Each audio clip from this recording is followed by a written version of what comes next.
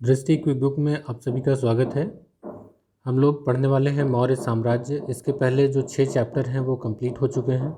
यहाँ पर आज हम लोग 7वां चैप्टर पढ़ने वाले हैं मौर्य साम्राज्य।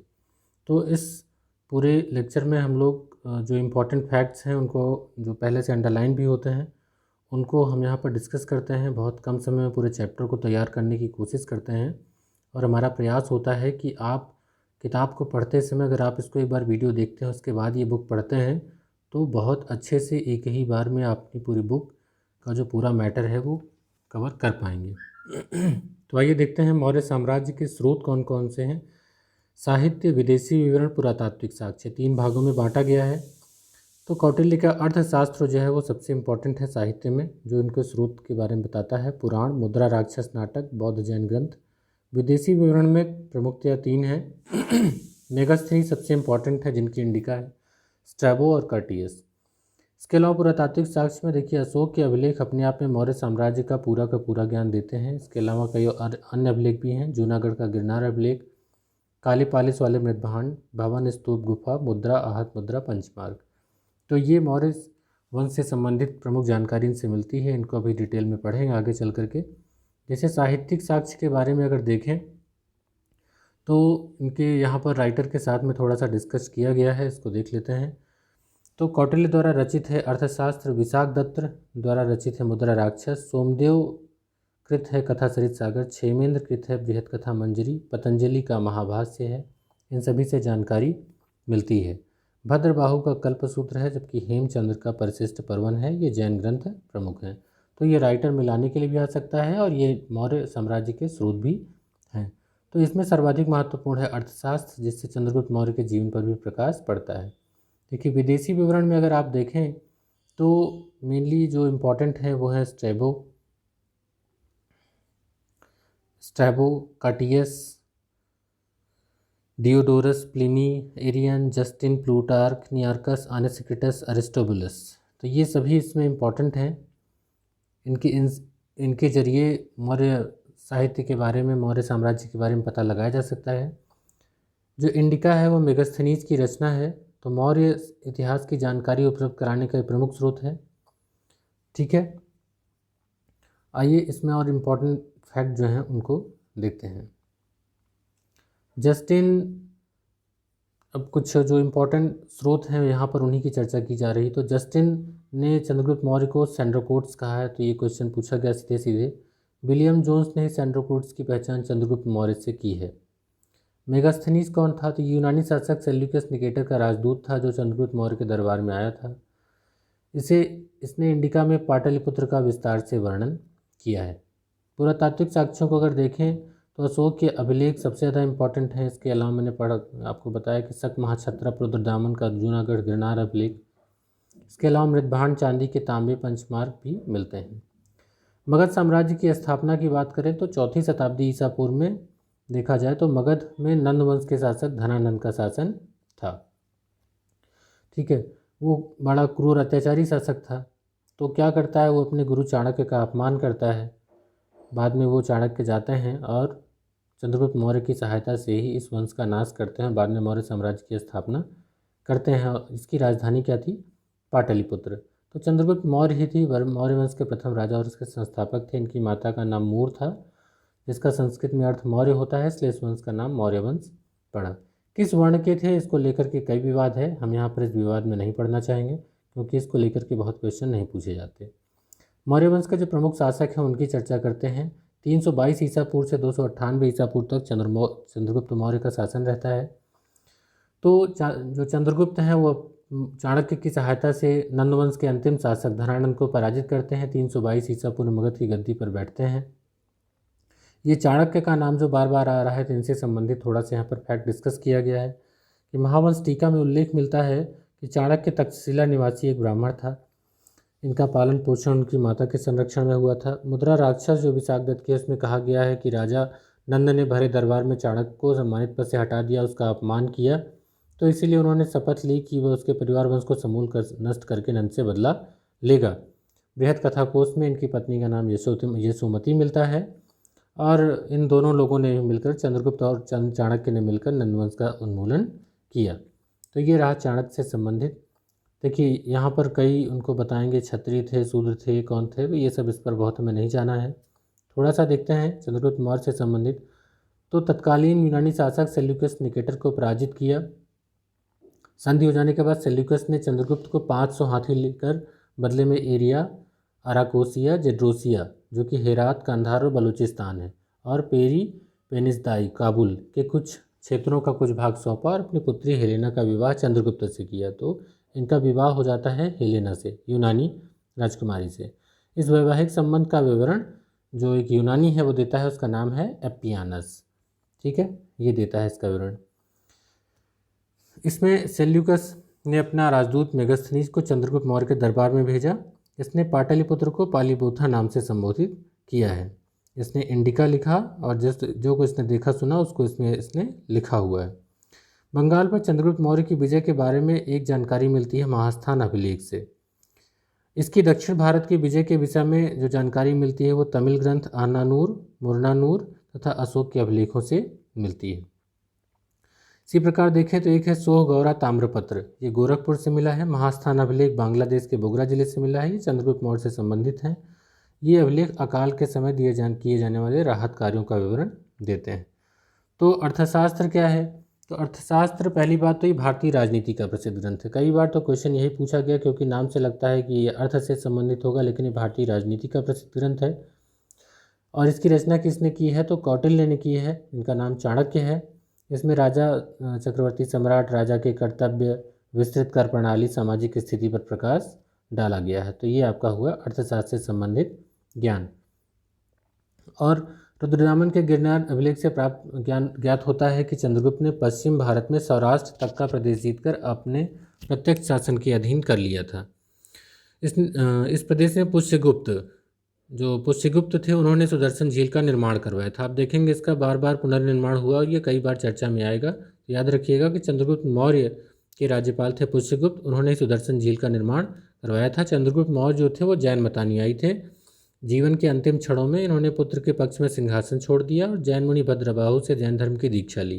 उसके बाद ये चले गए श्रवण बेलगोला कर्नाटक, जहाँ पर 298 ईसा पूर्व में उपवास द्वारा शरीर त्याग दिया। जैन धर्म से संलेखना या संथारा कहा जाता है। तो ये क्वेश्चन पूछा जाता है कि किस मौर्य शासक ने संलेखना या संथारा के जरिए अपने प्राण त्यागे थे? तो वो थे चंद्रगुप्त मौर्य। यहाँ पर मूल्यांकन बहुत एग्जाम के पॉइंट ऑफ व्यू से इंपॉर्टेंट नहीं है। बिंदुसार को देखते हैं तो इनके जो उत्तराधिकारी होते हैं वो होते हैं बिंदुसार 298 ईसा पूर्व में मगध की गद्दी पर बैठते हैं। बिंदुसार का नाम एक मिलता है अमित्रघात, जिसका अर्थ होता है शत्रु विनाशक।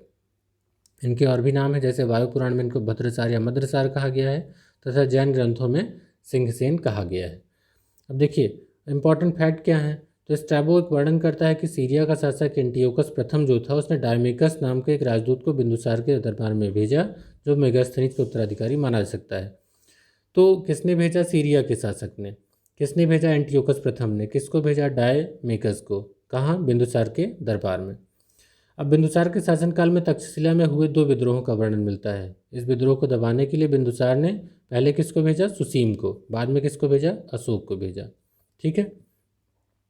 इथीनियस नामक एक अन्य यूनानी लेखक ने बिंदुसार तथा सीरिया के शासक एंटियोकस प्रथम के बीच मैत्रीपूर्ण पत्र व्यवहार का वर्णन किया है।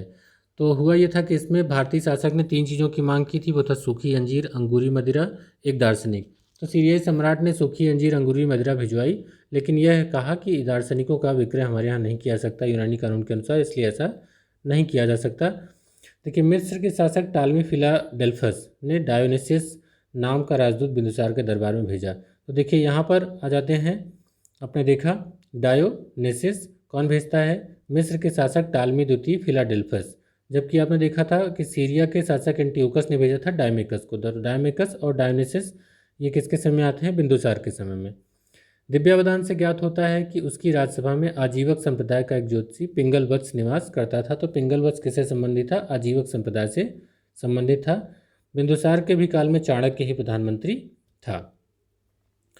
आइए देखते हैं इसके बाद अशोक 273 ईसा पूर्व से लेकर 232 ईसा पूर्व तक। तो बिंदुसार के ये पुत्र थे, इनका राज्याभिषेक 269 ईसा पूर्व में होता है। इससे पहले अशोक उज्जैन के राज्यपाल थे। जैन अनुश्रुति के अनुसार अशोक ने बिंदुसार की इच्छा के विरुद्ध मगध के शासन पर अधिकार कर लिया। सिंघली अनुश्रुति के अनुसार अशोक ने अपने 99 भाइयों की हत्या कर सिंहासन प्राप्त किया। महाबोधि वंश तथा तारानाथ के अनुसार सत्ता प्राप्ति के लिए गृहयुद्ध में अपने भाइयों का वध करके अशोक ने साम्राज्य प्राप्त किया। अशोक को इसके अभिलेखों में सामान्यतः देवानाम पियदसी, देवों का प्यारा उपाधि दी गई है।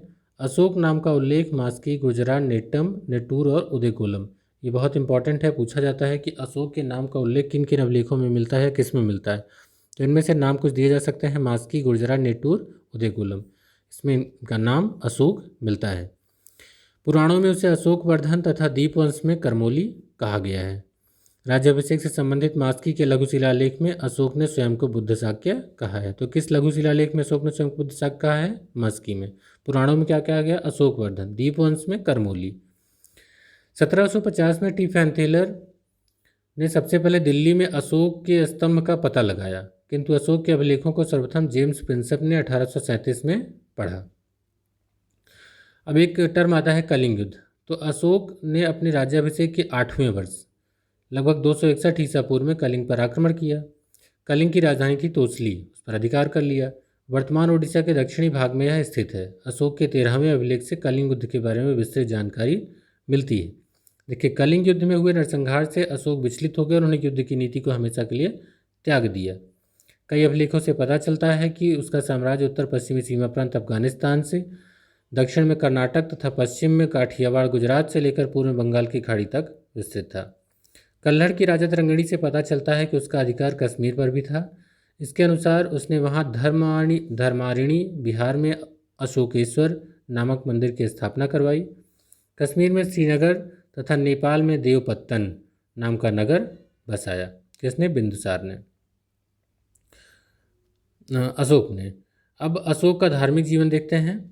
तो अशोक शुरुआत में ब्राह्मण धर्म का अनुयायी था, परंतु बाद में क्या बन गए? बौद्ध। राजा तरंगिणी के अनुसार अशोक शैव धर्म का अनुयायी था, ये राजा तरंगिणी कहता है। उसके अभिलेखों में सर्वत्र उसे देवानाम पियदसी कहा गया है, जिसका अर्थ है देवताओं को प्रिय, देखने में सुंदर।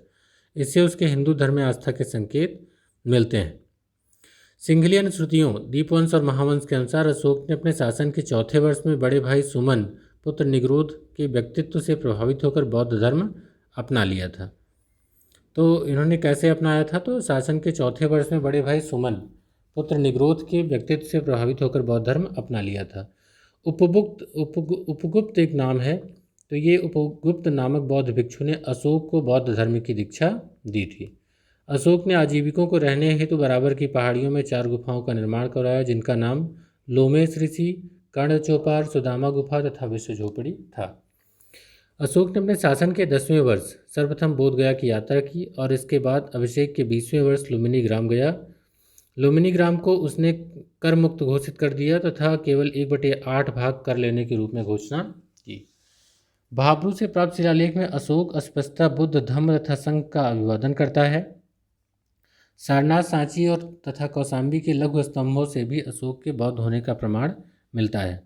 बौद्ध धर्म ग्रहण करने के बाद अशोक ने आखेट तथा विहार यात्राएं रोक दीं और उनके स्थान पर धर्म यात्राएं प्रारंभ की गईं। वह महात्मा बुद्ध के चरणों से पवित्र हुए स्थानों पर गया, उनकी पूजा की। उनकी यात्राओं का क्रम इस प्रकार था: बोधगया, कुशीनगर, लुम्बिनी, कपिलवस्तु, सारनाथ, श्रावस्ती।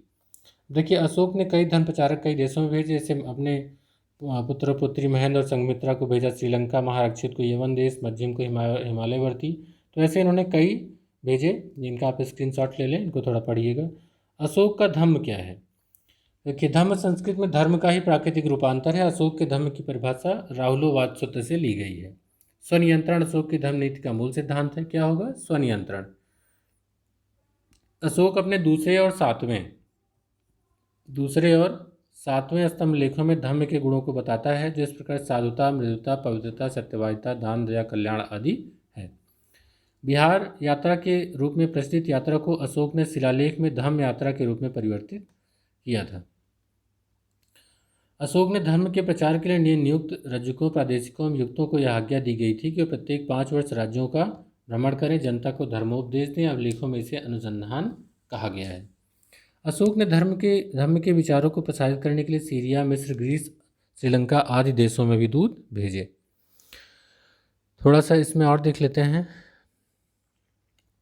अशोक के अभिलेख। देखिए, भारत में शिलालेख का प्रचलन सर्वप्रथम अशोक ने किया था।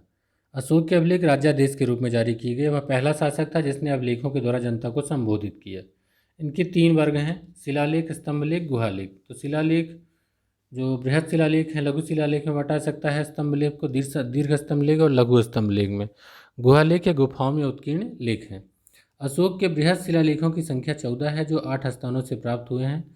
तो वो कौन कौन से शिलालेख हैं देखते हैं। शाहबाजगढ़ी पेशावर पाकिस्तान में है, मानसेहरा हजारा पाकिस्तान। तो शाहबाजगढ़ी और पेशावर मानसेहरा ये दोनों पाकिस्तान में है, पेशावर और हजारा में। कालसी देहरादून में है उत्तराखंड में। गिरनार जूनागढ़ गुजरात में है। धौलीपुरी ओडिशा में है। जौगढ़ गंजाम ओडिशा में है। सोपारा ठाणे महाराष्ट्र में है। एर्रगुडी कर्नूल आंध्र प्रदेश। मास्की रायचूर कर्नाटक। गुर्जरा दतिया मध्य प्रदेश। ब्रह्मगिरी मैसूर कर्नाटक। बाबरू बैराट राजस्थान। अरोरा मिर्जापुर उत्तर प्रदेश।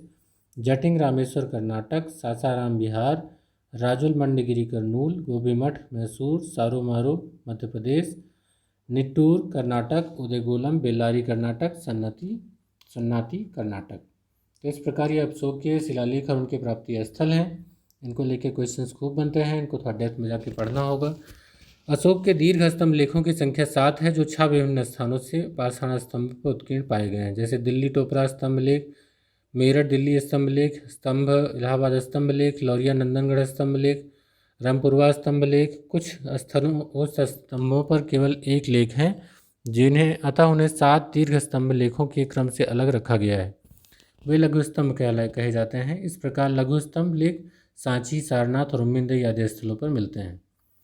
इनकी लिपि कैसी थी? तो ब्राह्मी लिपि थी। केवल 2 अभिलेख हैं जिसमें शाहबाजगढ़ी और मानसेहरा, इनकी लिपि ब्राह्मी न होकर के खरोष्ठी है। तो शाहबाजगढ़ी और मानसेहरा जो है वो खरोष्ठी लिपि के हैं, ब्राह्मी नहीं है। खरोष्ठी लिपि दाईं से बाईं ओर लिखी जाती थी। अशोक के अभिलेखों का प्रशासनिक विषय था, जबकि रुम्मिनदेई अभिलेख सर्वाधिक छोटा अभिलेख का विषय आर्थिक था। कौशाम्बी तथा प्रयाग के स्तंभ लेखों में अशोक की रानी कारुआकी के द्वारा दान दिए जाने का उल्लेख है, इसे रानी का अभिलेख भी कहा जाता है। तो कौशाम्बी का जो स्तंभ लेख था उसको इलाहाबाद लाया गया, तो इसे रानी का अभिलेख भी कहा जाता है। इसमें अशोक की रानी कारुआकी के द्वारा दान दिए जाने का उल्लेख है। अशोक की राजकीय घोषणाएं जिन स्तंभों पर उत्कीर्ण हैं उन्हें साधारण तौर पर लघु स्तंभ लेख कहा जाता है। गुहालेख धार्मिक सहिष्णुता का परिचायक है।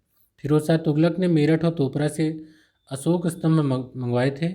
इलाहाबाद स्तंभ लेख पहले कौशाम्बी में था, अकबर के शासनकाल में जहांगीर द्वारा इसे इलाहाबाद के किले में रखा गया। रामपुरवा स्तंभ लेख चंपारण बिहार में स्थापित है। इसकी खोज 1872 ईस्वी में कार्लाइन ने की। लौरिया नंदनगंज चंपारण बिहार। स्तंभ मोर का चित्र बना हुआ है।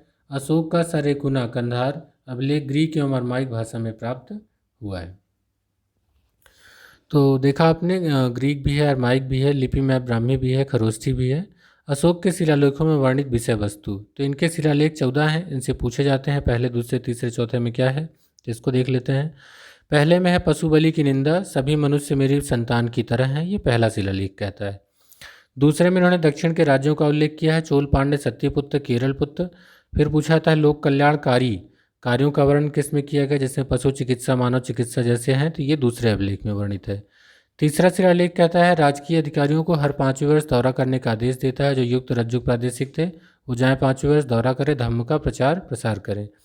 चौथा शिलालेख धर्माचरण के भेरीनाथ द्वारा धम्म का उद्घोष है, तो ये धर्माचरण के भेरीनाथ द्वारा धम्म का उद्घोष है। पांचवा देखिए धम्म महामात्रों की नियुक्ति के विषय में जानकारी मिलती है। जो धम्म महामात्रा है उनकी नियुक्ति के बारे में यहाँ से जानकारी मिलती है। समाज वर्ण व्यवस्था का भी उल्लेख होता है। छठे शिलालेख में इसमें आत्मनियंत्रण की शिक्षा दी गई है। आम जनता किसी भी समय राजा से मिल सकती है। सातवां शिलालेख है यदि सभी संप्रदायों के लिए सहिष्णुता की बात। आठवां कहता है सम्राट की धर्म यात्राओं का उल्लेख, बोध गया के भ्रमण का उल्लेख। जो धर्म यात्रा है, बोध भ्रमण का उल्लेख है, वो 8वें शिलालेख में है। 9वें शिलालेख में है धम्म समारोह की चर्चा, सच्ची भेंट और शिष्टाचार का उल्लेख। 10वें शिलालेख में है इसमें अशोक ने आदेश दिया है कि राजा उच्च अधिकारी हमेशा प्रजा के हित में सोचें। इसमें ख्याति और गौरव की निंदा की गई है तथा धम्म नीति की श्रेष्ठता पर बल दिया गया है। 11वां शिलालेख धम्म नीति की व्याख्या।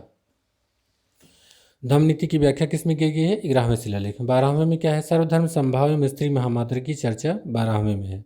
13वें में कलिंग युद्ध का वर्णन है, पड़ोसी राज्यों का वर्णन है, अपराध करने वाली आठविक जातियों का उल्लेख है। तो अलग अलग हैं, इनको याद रखिएगा, तीनों हैं। 14वां शिलालेख है अशोक ने जनता को धार्मिक जीवन बिताने के लिए प्रेरित किया। अशोककालीन देखिए प्रांत जो है 5 प्रांत थे। उत्तरापद की राजधानी थी तक्षशिला, अवंती की राजधानी थी उज्जैनी, कलिंग की थी तोसली, तो दक्षिणापद की सुवर्णगिरी, और प्राची जो मध्य देश है उसकी राजधानी पाटलिपुत्र थी। ये अशोककालीन प्रांत थे। अशोक के शासनकाल में भारतवर्ष ने अभूतपूर्व राजनीतिक एकता एवं स्थायित्व का साक्षात्कार किया। संपूर्ण देश में एक भाषा, एक लिपि, एक ही प्रकार के कानून का प्रचलन करवाया।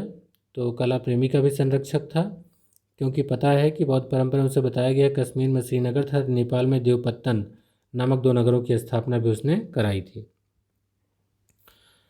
अब और अशोक से संबंधित जो प्रमुख बातें हैं उनके उत्तराधिकारी, तो देखिए 232 ईसा पूर्व के लगभग एक लघु स्तंभ लेख में केवल एक पुत्र तीवर का उल्लेख मिलता है। पुराणों में उल्लिखित दशरथ के विषय में पुरातात्विक साक्ष्य भी प्राप्त हुए हैं। उसने 8 वर्षों तक शासन किया। इस तरह अशोक की देवानामप्रिय की उपाधि धारण करता था। उसने बिहार प्रांत के गया जिले में स्थित नागार्जुनी पहाड़ी पर आजीवक संप्रदाय के साधुओं के निवास के लिए 3 गुफाएं निर्मित करवाई थीं। सभी पुराण बृहदत्त को ही मौर्य वंश का अंतिम शासक मानते हैं। उनका सेनापति पुष्यमित्र शुंग था। पुष्यमित्र शुंग ने 185 ईसा पूर्व के लगभग मद्रास की सेना का निरीक्षण करते समय धोखे से उसकी हत्या कर दी। बृहदत्त की मृत्यु के साथ ही मौर्य वंश का पतन हो गया। तो अब यहाँ से आता है मौर्य की प्रशासनिक व्यवस्था। इसको हम लोग अलग से पढ़ेंगे। जो प्रशासनिक व्यवस्था है, कला है, इसको हम लोग अलग से डिस्कस करेंगे। उसके बाद लगाएंगे एक प्रैक्टिस सेट जो इस बुक में दिया गया है। बहुत अच्छी बुक है, बहुत इंपॉर्टेंट फैक्ट्स हैं। अगर आप इसको पढ़ते हैं तो निश्चित ही आपके क्वेश्चंस जो हैं वो हल होंगे, इसमें कोई डाउट नहीं है। मिलते हैं अगले लेक्चर के साथ, तब तक के लिए गुड बाय।